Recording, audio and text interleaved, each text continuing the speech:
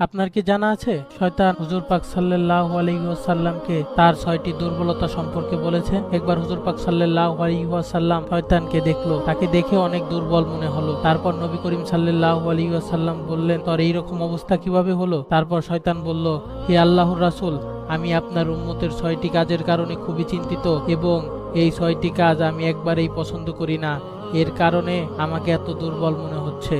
প্রথম, এরা যখন একে অপরের সাথে দেখা হয় তারা সালাম দেয়। 2 নাম্বার, দেখা হওয়ার পরে এরা মুসাফা করে। 3 নাম্বার, যে কোনো কাজ করার প্রথমে ইনশাআল্লাহ বলে। 4 নাম্বার, এদের কখনো গুনাহ হয়ে গেলে সাথের সাথে তওবা করে নেয়। 5 নাম্বার, এরা আপনার নাম শোনার সাথে সাথে দরুদ পড়া শুরু করে দেয়।